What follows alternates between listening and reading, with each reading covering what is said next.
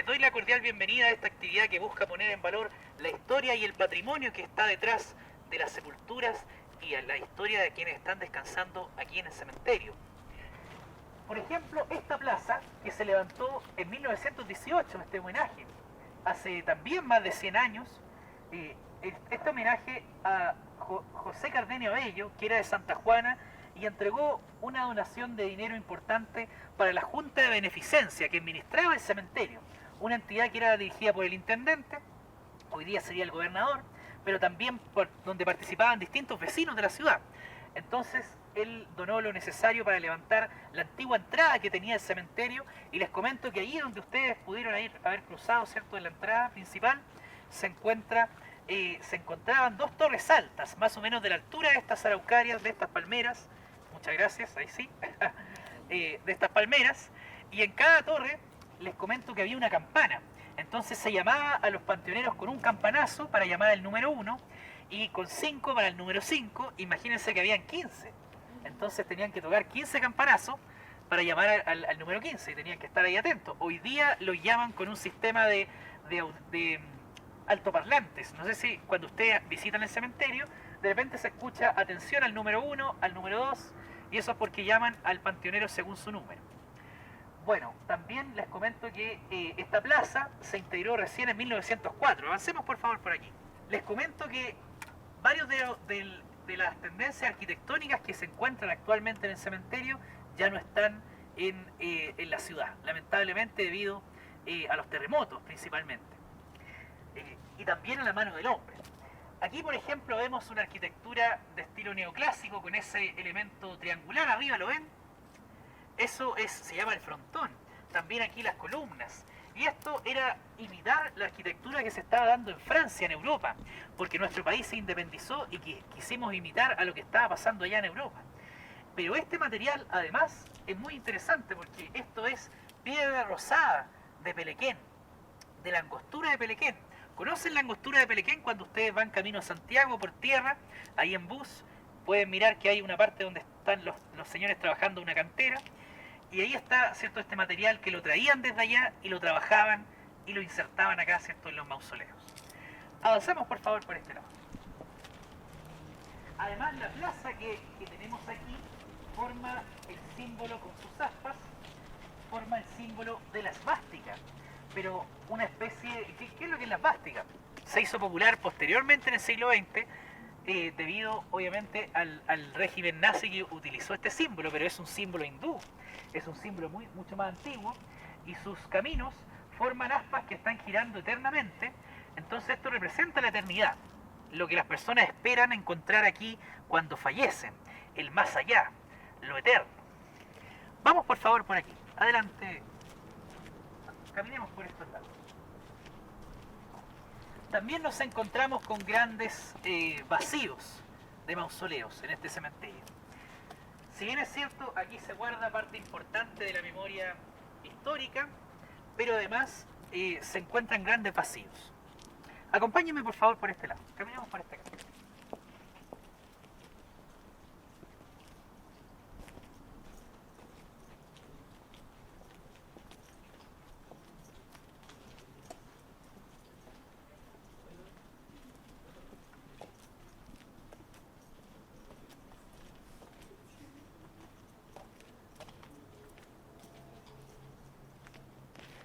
Uno de los elementos interesantes que hemos integrado en esta temporada de circuitos ha sido la iluminación de los mausoleos. Ahí vemos, por ejemplo, este que también es de estilo neoclásico, allá el clásico mausoleo de Herminio González Burgos, que lamentablemente se cayó con el terremoto del 2010, pero que justamente eso le ha dado un sentido más interesante porque se ha transformado en un museo de sitio, en un recuerdo de lo que pasó con el terremoto del 2010. Por eso es que ahí lo vemos como inclinado. Incluso está siendo postulado a Monumento Histórico Nacional por el Consejo de Monumentos Nacionales, y esperamos, ¿cierto?, que esto vea la luz en mayo de este año. Aquí al frente vemos también la diferencia que hay arquitectónicamente en el cementerio, porque por un lado tenemos la arquitectura neogótica, por ejemplo. Esto es el arco de medio punto, o sea, el arco ojival. cuando hay dos elementos que se juntan arriba, y estas son las terminaciones en punta y la reja de fierro forjado, trabajada en herrerías. Estos elementos los trabajaban, ¿cierto?, particularmente en herrerías, y los traían y los ensamblaban aquí. Ahí tenemos también las arañas que son parte de, de la fauna propia del cementerio. Bueno, les comento que bueno, hay un tipo de araña y un tipo de elementos que son parte de la fauna que se conoce como la fauna cadavérica, que tiene que ver con la descomposición humana. Bueno, esto, imagínense la diferencia entre esto de acá y esto. Les comento que en el siglo XX, acérquense por favor aquí, miren esto que es un cubo, un cuadrado, pero este mausoleo nos recuerda mucho al centro de Concepción, porque si ustedes van a la plaza, los edificios que hay alrededor son bastante más modernos. De hecho, el edificio ahí Olivieri es del año 55, la catedral también es de los años 50. Ese es el estilo moderno que se comenzó a implantar en la ciudad después del terremoto del 39. El terremoto del 39 marca un antes y un después en Concepción. Se destruye en gran parte del estilo neoclásico, que hoy día algo sobrevive aquí en el cementerio. Y por eso es que vienen los arquitectos jóvenes a plantear esto, edificios que sean funcionales, con una fachada libre, porque aquí no vemos ningún tipo de adorno arriba, fíjense acá. Pero sí están los materiales industriales y también el color. Miren este color calipso, que también era propio de los años 60, porque este mausoleo es de los 60 y fue diseñado por el arquitecto Julio Ramón Lira, que además diseñó el Hotel Araucano, que se encuentra en la ciudad, ahí, ¿cierto?, frente a la plaza. Entonces, si ustedes recuerdan, varios de los vehículos, también los refrigeradores tenían estos colores agua en los años 60. Bueno, además, esto parece como un cubo ahí levitando, y ya esto ya estaba hecho de el ladrillo princesa, que permitía traspasar las cadenas, los fierros por dentro, y con el motivo de que cuando venía aquí un terremoto, se movía el edificio y la fuerza no destruía los muros. En cambio, el de allá, que tenemos, el de Herminio González, ¿por qué se cayó? Porque estaba hecho de ladrillo entrelazado y no tenía nada para sujetarlo, entonces tenía que aguantar ahí la fuerza, el muro grueso. Ese era el principio para aguantar el terremoto. Avancemos por aquí.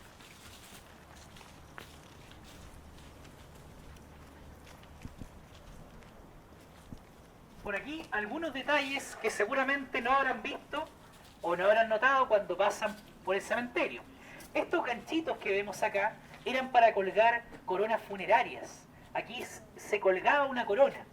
Servía entonces para poder, cuando venimos a ver al fallecido, colgamos la corona funeraria de flores. Habían coronas de flores naturales y artificiales. Vamos avanzando, por favor, por estos caminos.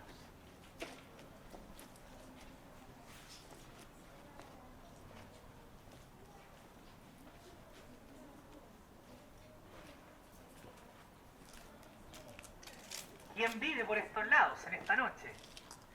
Muy buenas noches. Buenas noches. Acérquense, por favor, para que escuchemos la historia de esta distinguida dama que vivió a principios del siglo XX. Por favor. Muy buenas noches. Me presento, Amelia Mella Soto. A continuación les contaré algunos de los hitos más relevantes de mi historia en la educación. Yo fui directora del Liceo de Niñas en los años 20. Esta institución ya había sido creada en 1883 por la Sociedad Liceo de Niñas de Concepción. El liceo tenía como misión entregar doctrina a las mujeres de aquella época. Esta institución tenía un enfoque laico y fiscal, y la Legión Masónica tuvo un aporte relevante entregando ayuda al mejoramiento de la infraestructura del lugar. Interesante.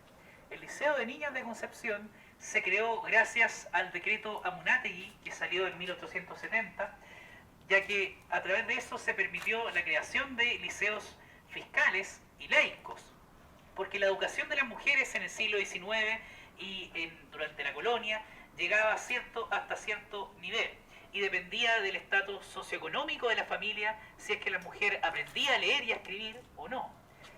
Les recuerdo que durante cierto, la colonia incluso las mujeres de más alto estrato social podían tener una institutriz, pero los conocimientos que se le entregaban muchas veces estaban vinculados al rol que se creía como el rol natural de la mujer, que era el de ser mujer madre prácticamente. Curiosamente en nuestro país la música estaba muy ligada a las mujeres. Por ejemplo, existía en los campos la figura de la cantora, y los hombres no podían tocar la guitarra porque se les decía maruchos. Es decir, era como que era mal visto cuando un hombre tocaba la guitarra. Y así el arte estaba como vinculado a lo femenino y la ciencia a lo masculino. Y esto tiene que ver mucho obviamente con la sociedad un poco más, obviamente mucho más tradicional y más machista de aquella época. Coméntenos cómo fue cuando usted fue directora de este liceo. Bueno, en los años de mi gestión, la institución estaba adquiriendo un carácter masivo. Pretendíamos incluir a las alumnas de los liceos aledaños de otras ciudades. Venían especialmente a rendir exámenes de último grado, atraídas por la posibilidad de rendir el examen de bachillerato en el Liceo de Hombres y así poder ingresar a la Universidad de Concepción.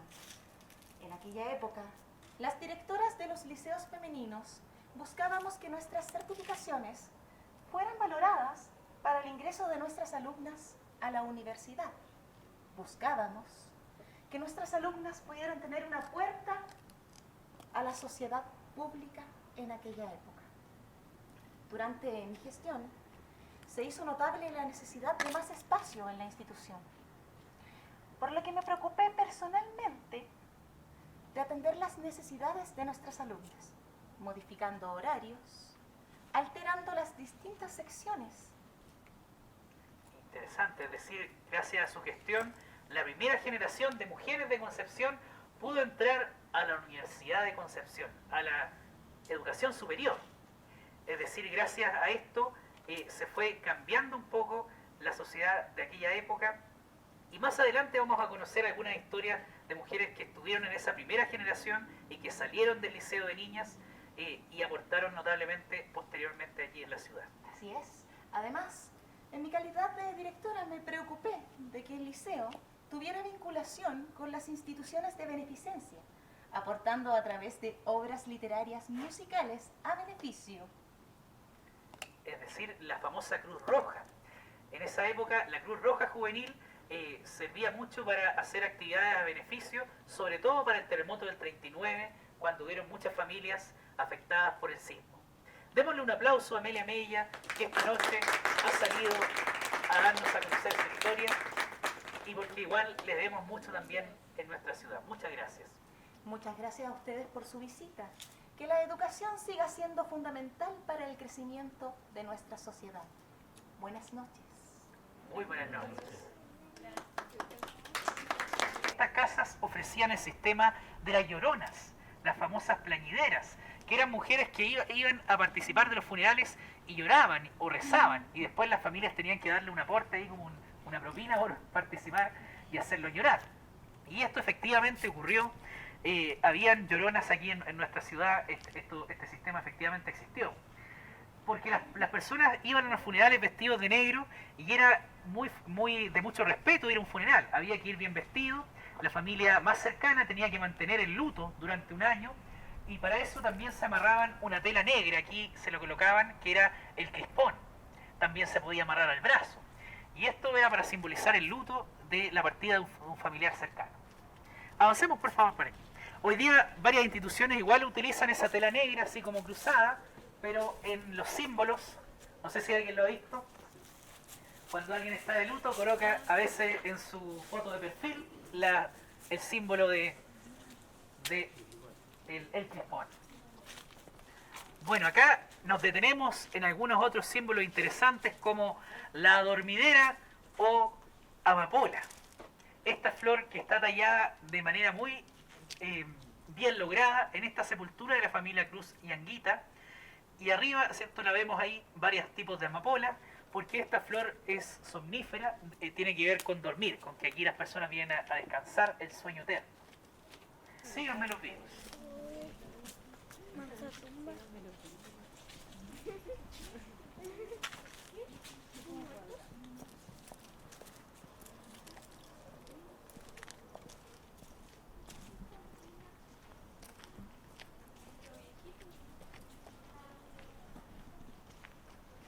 por aquí nos encontramos con la tumba de Carmela Romero de Espinosa. Ella es otra de las mujeres que aportó en la formación de mujeres aquí en Concepción, el Liceo de Señoritas Santa Filomena. Es decir, para aportar un poco en esta línea que estaba creando el Liceo de Hombres. Pero este liceo sí era católico, sí fue confesional, pero a la vez sí se enseñaba matemáticas, obviamente lenguajes, todas las materias, las ciencias libres, y sí permitía que las niñas pudieran llegar a la Universidad de Concepción. De hecho, ella era amiga personal de Enrique Molina Garmendia, y además de eso, lo dirigió el liceo por los 13 primeros años, pero en el año 1929 hubo una gran crisis económica en nuestro país. No sé si alguien recuerda esta crisis. Se cayó la bolsa de Wall Street allá en Estados Unidos, y todos los países que teníamos capitales norteamericanos nos afectamos por eso. Entonces, obviamente el gobierno que estaba de turno, que era nada menos que Carlos Ibáñez del Campo, en su gobierno de facto, que lo había tomado por la fuerza, tuvo que salir ahí escapando porque no pudo con la crisis económica. Y así también el colegio de doña Carmela se vio afectado, y por eso vendió el colegio a una exalumna. Posteriormente, en el año 39, se derrumbó el colegio y después volvió a sus clases. Luego se fue entregado a la congregación del Sagrado Corazón, es decir, es el Liceo Madres Dominicas Carmela Romero Espinosa, que está hoy día en calle Freire, a la altura de Serrano. Ahí ustedes, cuando pasen por el liceo, recuerden que aquí está la fundadora del liceo. Bueno, además hay algo interesante, no sé si se han dado cuenta. La señora ya se hacía llamar Amelia Mella de Soto y Carmela Romero de Espinosa. Eso es un tipo, obviamente, una expresión que se usaba como que la señora pasaba a ser parte del marido, una cosa así. Y hasta el día de hoy todavía se utiliza, ¿cierto? Hay gente que lo utiliza con mucho respeto. Pero era parte también de la cultura de la época. Bueno, además, esta sepultura que vemos acá es de estilo... ¿Qué estilo será esto? A partir de lo que hemos aprendido antes. Neoclásico, muy bien. Porque arriba tiene el triángulo, lo que se llama el frontón, las columnas y el jazmín de 4 pétalos. Y además arriba tenemos esa concha que está como representada ahí. Y esto tiene todo un piso de mármol, fíjense acá. El mármol era traído de afuera, porque no hay mármol aquí en Chile. Esto se traía especialmente para adornar las sepulturas. Además, ella fue fundadora de la sociedad, la Ciudad del Niño Ricardo Espinosa, que fue una entidad que hasta el día de hoy existe y ayuda a niños huérfanos de Talcahuano, y además fundadora del primer conservatorio de música profesional de Concepción, que fue el Conservatorio Enrique Soró, que justamente vino a permitir que los músicos de Concepción pudieran tener una franquicia y ahí, ¿cierto?, comenzar a formarse. Para que veamos que hoy en día, cuando estamos solicitando a la UNESCO, ¿cierto?, la señalización de Concepción como ciudad musical a nivel internacional, también tenemos un pasado histórico que nos avala. Avancemos, por favor, por aquí.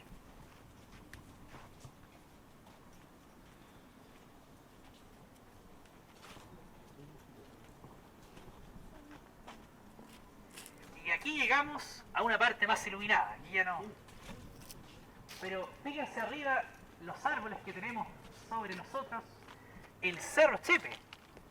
Este cerro que es la muralla natural del cementerio y además la primera muralla de nichos que se levantó en 1907. Por favor, acompáñenme, amiga.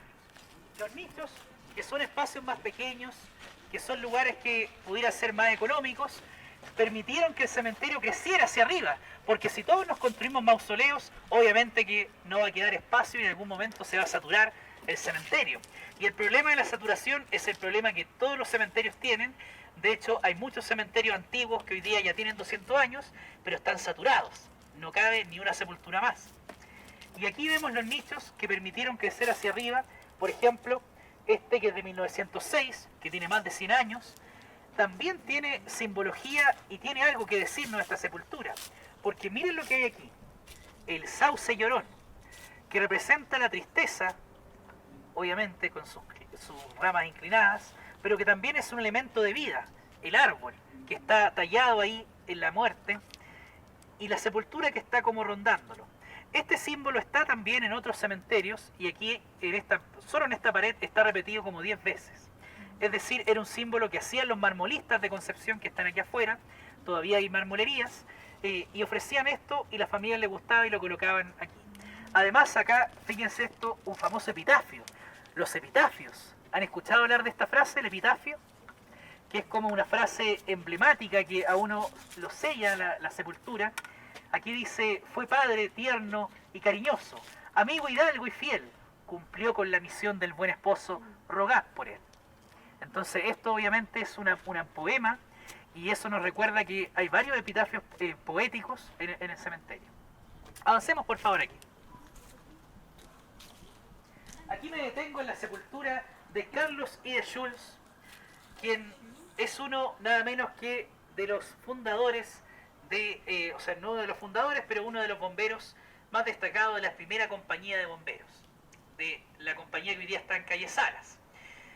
Allí, en esa compañía, se guarda el uniforme de este señor, porque en los años 50 llegó a tener casi como un récord Guinness, que se transformó en el bombero más antiguo del país, nada menos, porque la persona que llevaba más años siendo bombero, a la vez era una persona muy de edad y todavía seguía en esta labor, y por eso se le condecoró y se le reconoció como el bombero más antiguo.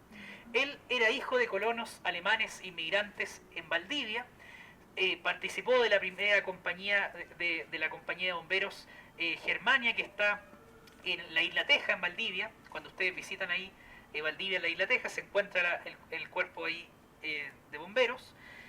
Luego se trasladó a Concepción a trabajar, obviamente por motivos laborales, se cambiaban de ciudad, y decidió sumarse a la primera compañía de bomberos que ya estaba fundada desde 1883, el mismo año donde se fundó el liceo de niñas. Entonces participó de esta compañía y llegó a aportar mucho, y por eso es que se le reconoció. Llegó a tener grados de capitán, ¿cierto?, director del cuerpo, y aquí tenemos una placa QR que si la escaneamos van a poder ver una fotografía de él como era realmente antes de fallecer. Bueno, tenemos acá este circuito autoguiado, hay 40 de estas placas QR en el cementerio, para que ustedes cuando vengan de día puedan escanearlo y ir aprendiendo de la historia. Avancemos por favor por aquí. Vamos adelante. Esto nos recuerda al templo de Atenea Partenon, el Partenón. Ahí las columnas y también el frontón. Pero todo esto ya era puro adorno solamente, solo por fuera, una fachada.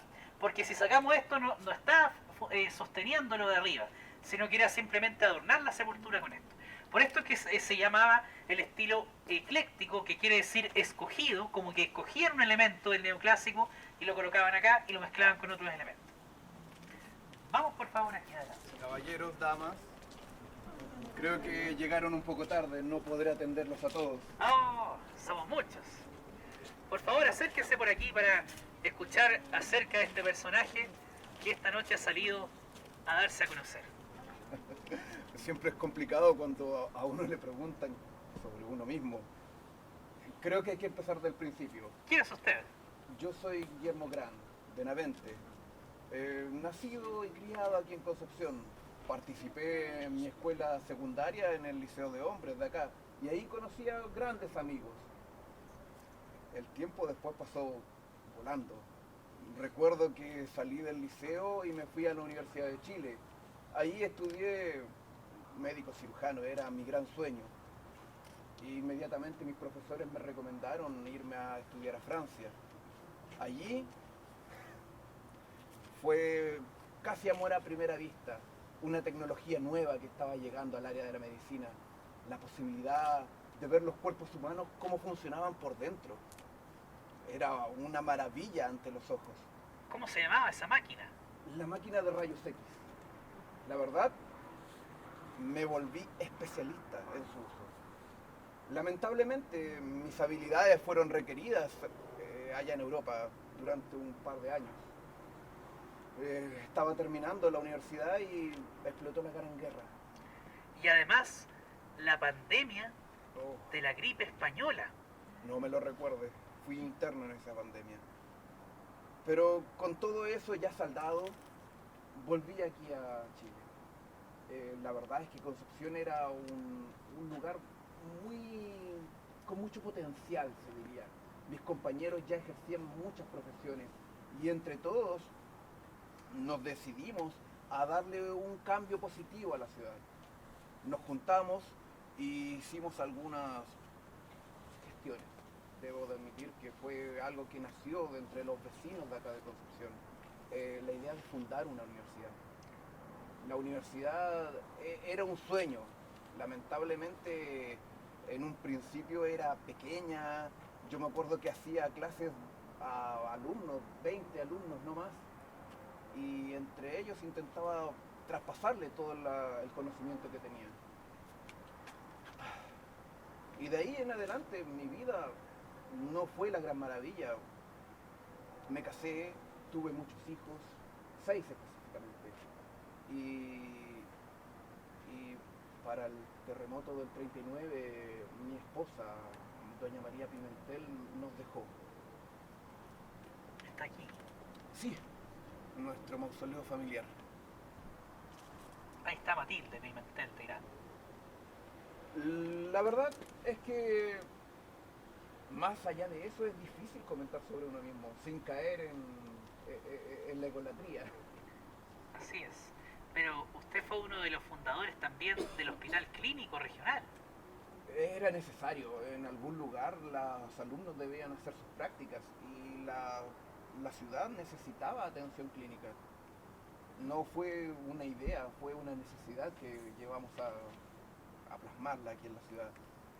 Como también lo fue la gota de leche. La gota de leche. Sí, la gota de leche fue una entidad que al principio era un organismo de filantropía, es decir, como dar una especie de aporte a las clases sociales de más bajo estatus socioeconómico. Era principalmente dar desayuno a los niños más pobres. Recuerdo que paseábamos por afuera de las lecherías buscando leche para darle a los alumnos. Les digo alumnos porque siempre veo un niño, veo a alguien que está estudiando en el fondo. Pero esa era la situación que se vivía aquí en Conce. Muchos niños murieron de cólera, me recuerdo en esa fecha. Había muchas enfermedades epidémicas y una mortalidad infantil bastante alta. Por eso fallecían más niños que adultos en esa época de Concepción a principios del siglo XX. Por eso la universidad vino a formar profesionales del área de la medicina para que aportaran de cierta forma a esta sociedad que los necesitaba. Bueno, es un rato agradable, pero yo debo continuar con mi visita. Hay algunas personas que se mueren por mi atención. Así es, muchas gracias y démosle un aplauso a Guillermo Gran Benavente, quien después de su fallecimiento se le colocó así el nombre al Hospital Clínico Regional, por eso se llama Hospital Clínico Regional Guillermo Gran Benavente. ¿Es eso cierto? Así es, se le ha colocado así, claro. Porque fue uno de quienes estuvo a la cabeza de fundar esta entidad y también de los inicios de la Universidad de Concepción.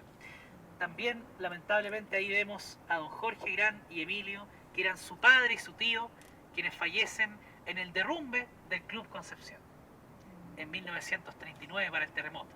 Estaban adentro, ahí en una velada, disfrutando, obviamente, no se dieron cuenta y se derrumbó el Club Concepción y fallecen en esta oportunidad.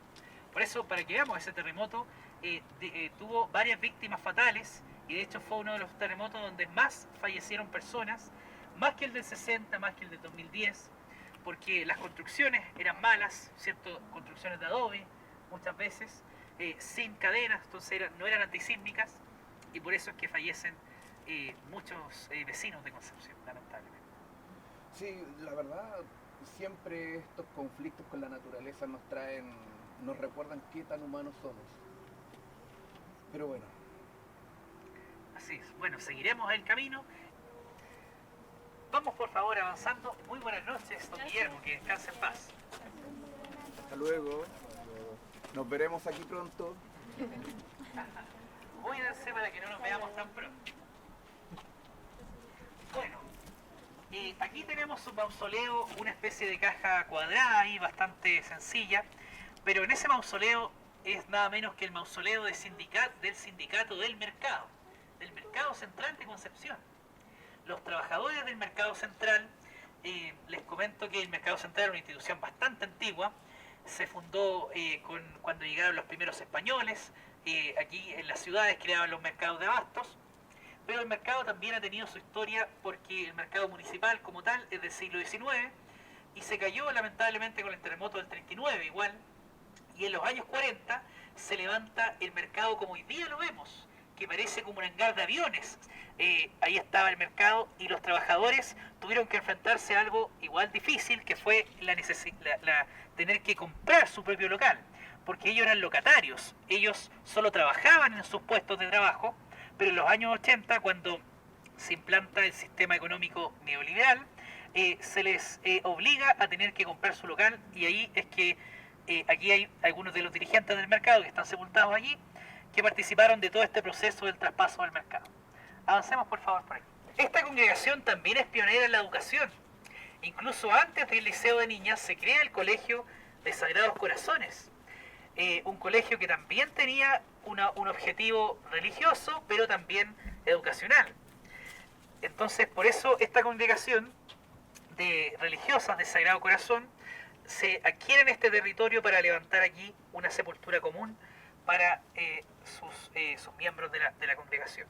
Y nuevamente esto, miren, ahí, el sauce y estos álamos que están adornando ahí la sepultura. Vamos por favor, adelante. Por aquí, los querubines. Esto es un vaciado en concreto. Es decir, aquí este tipo de querubín está muy repetido en el cementerio porque alguno de los marmonistas armó un molde y simplemente lo vaciaban y lo colocaban. Entonces era mucho más fácil de hacer el querubín. Pero el querubín es un elemento que está ahí como custodiando la sepultura. También aquí hay algo interesante. Miren ahí la mano. Se están dando la mano con una flor entre medio. Entonces esto también es un símbolo interesante. Y si se dan cuenta aquí este vestuario es como de una camisa, como del siglo XIX. Y acá también, ¿cierto?, la chaqueta del señor.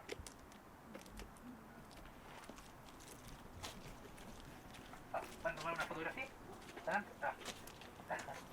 Adelante. ¿Aquí es donde empieza el de los disidentes o es coincidencia? No, el de los disidentes, vamos a pasar por fuera de los disidentes para que podamos ver de qué se trata eso. Pero aquí estamos en una de las partes más antiguas del cementerio. Los tipos de sepultura, por ejemplo acá, que eran así bastante sencillos. A veces solamente ahí vemos una especie de nicho a medio cañón con el obelisco. Estas son sepulturas bastante antiguas que tiene nuestro cementerio. Vamos por favor aquí adelante. La familia Codú. Beatriz Codú Gers y los hermanos Arturo y Francisco Codú. Y me detengo donde ellos, porque no podemos hablar del Concepción moderno sin hablar del deporte, el desarrollo del deporte, la sociabilidad y el esparcimiento. Ellos fueron jugadores del Lord Cochrane en los primeros años de este club deportivo que se fundó en 1916, es decir, tiene más de 100 años. Y les comento que el fútbol, por ejemplo, y varios de los deportes fueron creados por los británicos. De hecho, el fútbol es un invento británico como tal. El juego de pelota, lógicamente, es un juego que se jugaba en distintas culturas, pero el fútbol lo inventaron los ingleses. Y lo traen aquí a la zona del carbón, porque ellos llegan a trabajar a Lota, Coronel. Y ahí se fundan estos primeros equipos deportivos. Entonces, por eso los primeros equipos deportivos tenían nombres ingleses. Hoy día, por ejemplo, Santiago Wanderers, ¿cierto? Allá en Santiago es uno de los clubes más antiguos. Y se crea el Deportivo Ferroviario, que después se cambia el nombre a Arturo Fernández Vial en 1903, y el Lord Cochrane en 1916. Entonces jugaban, hay fotografías de ellos donde jugaban con sus chuteadores, que eran verdaderos zapatos, y las camisetas que eran de lanilla, no era nada sintético, o sea, todo era bastante caluroso, y además gastaban dinero en jugar, porque el fútbol amateur jugaban por la camiseta, y todo lo contrario, no ganaban ni un peso con esto. Entonces ellos fueron muy buenos, y en una selección que hizo Colo Colo en los años 30, fueron a una gira primero a Perú, y después, cuando se armó la selección nacional para ir al primer mundial en Montevideo fueron escogidos como seleccionados. Es decir, ambos, los dos hermanos. Pero uno de ellos se lesionó y no pudo ir. Lamentablemente, Arturo Codú no pudo ir, pero, o sea, Francisco no pudo ir, pero Arturo sí fue, y Francisco igual fue, pero a mirar. Por último, no podía perderse este evento importante, que era el primer mundial de la FIFA en Montevideo, en Uruguay. Es decir, para que veamos que aquí en el cementerio hay personas que estuvieron en estos hechos históricos del deporte. Además de eso, después él volvió Francisco y él se dedicó a la dirigencia del club, y en los años 60 aúnan sus fuerzas junto a Arturo Fernández Vial y se funda, se sacan los jugadores del Lord Cochrane, y por eso es que hoy día el Lord Cochrane no tiene jugadores de fútbol, solamente tiene otras ramas, y fundan el Deportes Concepción, que viene a ser como el primer club deportivo de carácter ya profesional. Avancemos por favor por aquí. Don Enrique Molina Garmendia. Claro, porque hemos hablado de la Universidad de Concepción. Don Guillermo Gran, cierto, algo nos comentó, pero nos olvidamos que don Enrique fue el primer rector de la universidad. Él nació en la zona de Coquimbo, allá en La Serena, en el norte. Se trasladó a vivir y a estudiar a la Universidad de Chile, encomendado por su padre, que era asesor letrado, y decidió abandonar la carrera de Derecho en favor de estudiar Pedagogía en Historia y Geografía en el Instituto Pedagógico de la Universidad. Entonces, sus familiares y sus amigos lo molestaban porque decidió dejar la carrera de Derecho, que era de mucho prestigio. Luego de eso, se fue a trabajar, terminó la carrera y trabajó en Talca, en Chillán, llegó a Concepción a trabajar al Liceo de Hombres, que hoy día lleva su nombre, y en eso se encuentra con personajes como Guillermo Gran, como también el doctor Virginio Gómez, que estaba dirigiendo el Comité Pro Universidad y Hospital Clínico, esta entidad que fundó la universidad y que se preocupó de crear este proyecto educacional. A él le tocó llevar la idea al presidente de turno, que lo felicita, pero le señala que el Estado no lo va a apoyar con ni un peso, porque no había plata para poder fundar la universidad, no había recursos estatales. Y la Iglesia también participa de la primera reunión de la universidad, pero no aporta finalmente y desde ahí no participa en los designios de la universidad. Por eso es que la universidad es laica y es privada, porque en sus primeros años el claustro universitario decidió mantenerla, ¿cierto?, no al amparo del Estado ni sin ningún tipo de subvención, para así poder darle un carácter particular distinto de la Universidad de Chile, o si no se iba a transformar en una sede de la Universidad de Chile.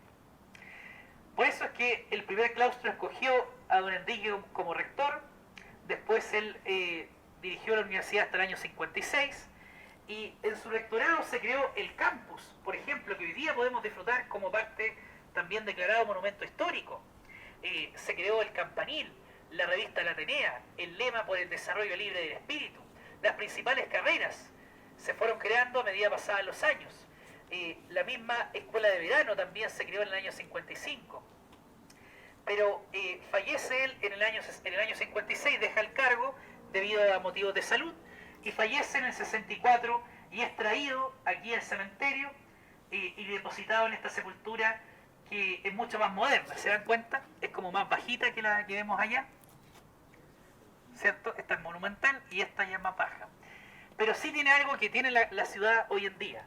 Si ustedes se colocan debajo de esa cornisa, de esa especie de techo grande, se pueden guarecer de la lluvia. Y varios edificios públicos que están en el centro de Concepción permiten guarecerse de la lluvia. Ustedes caminan una cuadra y pasan por una esquina y no se mojan. Y eso es porque se construye una arquitectura adaptada a la ciudad lluviosa que había en ese entonces. ¿Qué les parece? Interesante. Y esta es una de las sociedades más antiguas de ayuda mutua porque es de 1876, como ustedes ven ahí. Por eso es que después la sociedad le colocó su nombre, y en el año 2002 trajeron sus restos aquí, que estaban en una parte más antigua, y ahí está la sociedad Lorenzo Arenas. Pero tiene también un símbolo, el símbolo de la masonería, porque él era de la logia masónica, y la logia masónica apoyó la creación de esta entidad, y las manos que están ahí adentro representan la fraternidad. Por eso estas entidades permiten ayudar a la población en esta época. Bueno, con esto hemos finalizado el último circuito de la temporada estival de circuitos nocturnos 2022-2023. Así que les agradezco en nombre de la Corporación SEMCO y del Cementerio General de Concepción que nos hayan visitado en esta noche. Esperamos que les haya gustado. Si les gustó, coméntenle a sus familiares para que nos puedan, ¿cierto?, difundir, ya que volveremos en septiembre y también volveremos en mayo para el fin de semana del patrimonio. Claro, con circuitos gratuitos. Si no les gustó, acallen para que caigan otros. Muchas gracias y esperamos que les haya gustado esta actividad.